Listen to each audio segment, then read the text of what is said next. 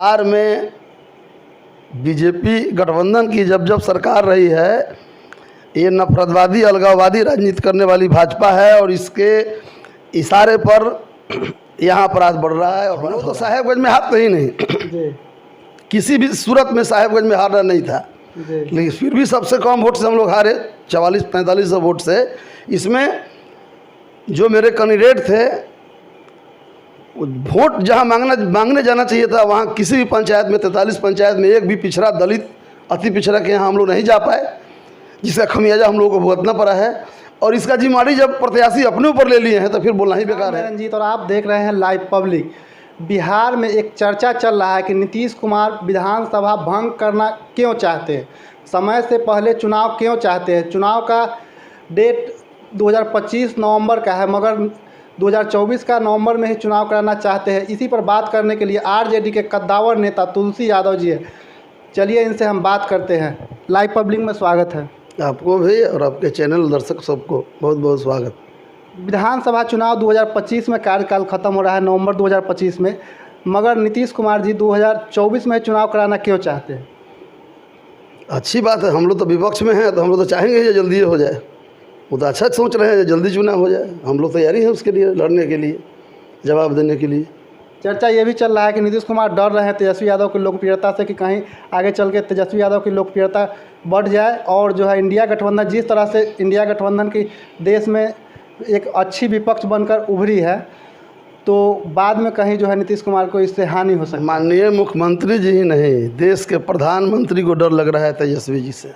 जी, देश के जो प्रधानमंत्री जी हैं ना, जी, उनको डर लग रहा है तेजस्वी यादव से। तेजस्वी यादव नौकरी मैन ऑफ इंडिया।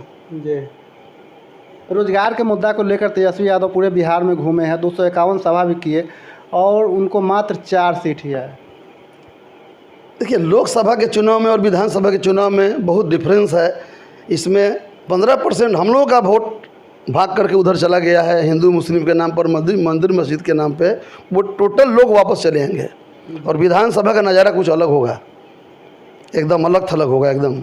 आपको कहने का मतलब केंद्रीय चुनाव था, इसका जो है प्रधानमंत्री मोदी के फेस पर हुआ है चुनाव, और यहाँ जो है मोदी जी के फेस, मोदी जी तो रोड पर हैं अभी, वो तो बैसाखी पर चल रहे हैं।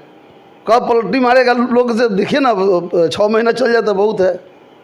नीतीश चाचा अगर पलटी मारेंगे तो आप लोग लीजिएगा। अरे तो हमारे नेता ही कह दिए कि मेरे लिए दरवाज़ा खुला ही हुआ है, तब हम लोग काहे उसमें बोलेंगे भाई। हमारे सर्वमान नेता है तेजस्वी यादव जी, लालू यादव जी, वो उनका ही स्टेटमेंट है कि नीतीश जी के लिए चाचा हैं, उनके लिए सब चीज़ ठीक है, तब हम लोग काहे बोलेंगे उस पर। बिहार में बढ़ते अपराध पर क्या कहना चाहेंगे।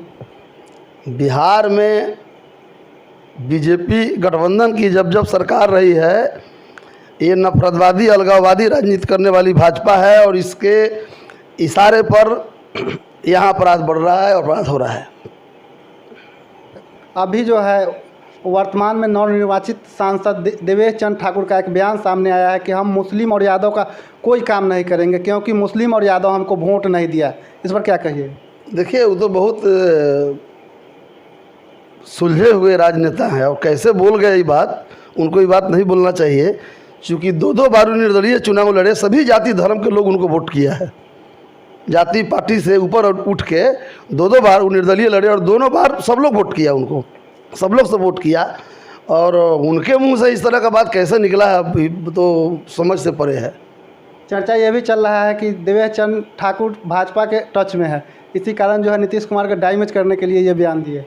अब बड़े लोगों की बड़ी बात है, उसमें हम लोगों को उतना डीपली जाने की ज़रूरत नहीं है। आप वैशाली लोकसभा क्षेत्र से आते हैं और मुन्ना शुक्ला के यहाँ पर एक लहर जो है चुनाव से पहले लग रहा था, चल रहा है, फिर भी मुन्ना शुक्ला हार गए और वैशाली लोकसभा के आप साहेबगंज विधानसभा की तैयारी भी कर रहे हैं, तो क्या लग रहा है, कैसे हार हुआ। हम लोग तो साहेबगंज में हारते ही नहीं, जी, किसी भी सूरत में साहेबगंज में हारना नहीं था, लेकिन फिर भी सबसे कम वोट से हम लोग हारे, 44-45 वोट से।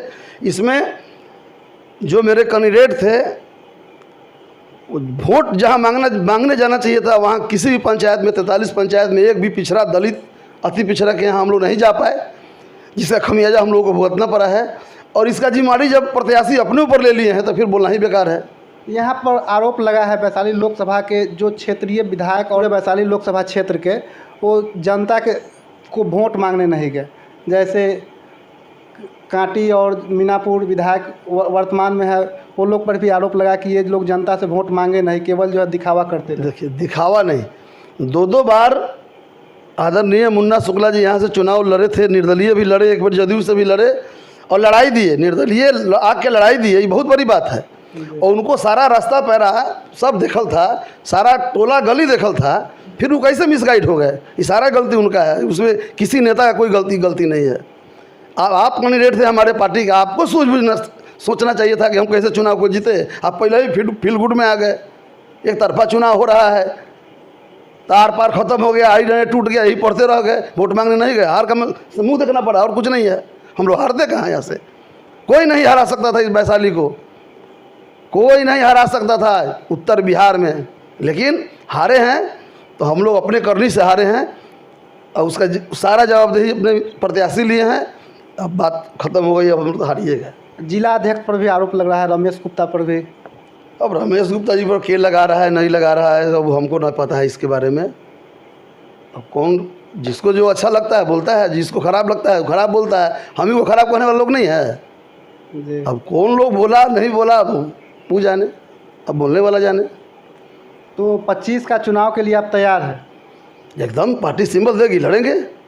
लग रहा है विधानसभा 1-2 महीना में भंग हो जाएगा। अरे बिहाने भंग हो जाए, हम लोग तो अब तैयारी है, वो कल भंग हो जाए। 15 दिन में चुनाव होगा, हम लोग जीतेंगे चुनाव को। चलिए, धन्यवाद। आप देख रहे थे राजद नेता तुलसी राय को। इनके बातों से कितना सहमत है कमेंट करके बताएं। जय हिंद, जय भारत।